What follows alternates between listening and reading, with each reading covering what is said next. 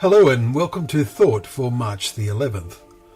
Our readings are Leviticus chapter 19, Psalm 119 verses 81 to 128, and Luke chapter 2. And our thought is, my meditation all the day. The intensity of spiritual thought to be found in Psalm 119 invites our deepest reflection and meditation. The psalmist is contemplating how the reality of his relationship with God penetrated all spheres of his life. As we read this psalm, it impels us to treasure God's word as the springboard of all our really worthwhile meditation. How sweet are your words to my taste, sweeter than honey to my mouth. Through your precepts I get understanding, therefore I hate every false way, as we read in verse 103 and 104. How much does our meditation lead us to hate every false way? The philosophy of today is not to hate anything. Anything is to be tolerated. The uninspired human heart stumbles along in its blindness. Can we say with the psalmist, "Oh, how I love thy law!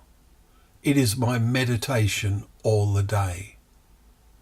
I have more understanding than all my teachers, for your testimonies are my meditation." Verses 97 and 99.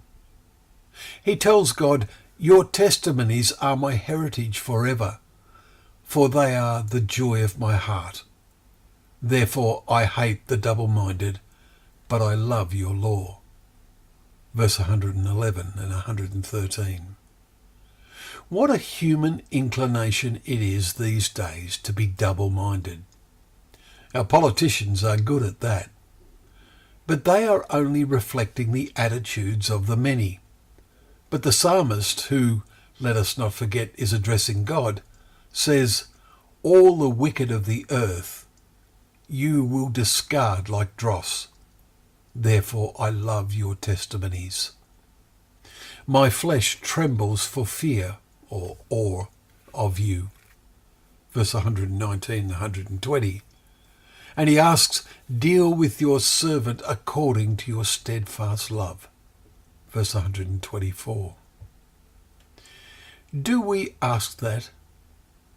Our readings in Luke's Gospel details one person who is particularly aware of that and overwhelmed by that.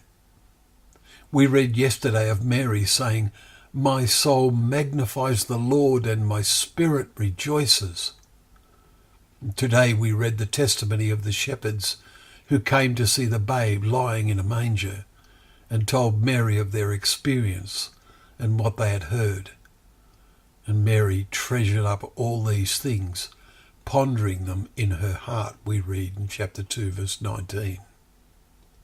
And when Mary and Joseph bring the babe to Jerusalem, Simon, a righteous and devout man, blessed them and said to Mary, "Behold, this child is appointed for the fall and rising of many in Israel, and for a sign that is opposed, so that the thoughts of many hearts may be revealed." Thoughts revealed? Well, just look at the reactions of those jealous of Jesus. Look at the heart searchings of those who started to follow him and then left, as we will read in John 6, verses 60 and 66. Yes, God can read all thoughts. He can see how well we are responding to the teaching of Jesus and whether we are meditating like the psalmist, or are we meditating at all. It takes someone like David to meditate all the day. But God knows what is happening in our hearts, in your heart. Well, thank you once again for joining us for Thought for the Day, where together we can open up the pages of God's Word, knowing this Word to be a lamp to our feet and a light to our path.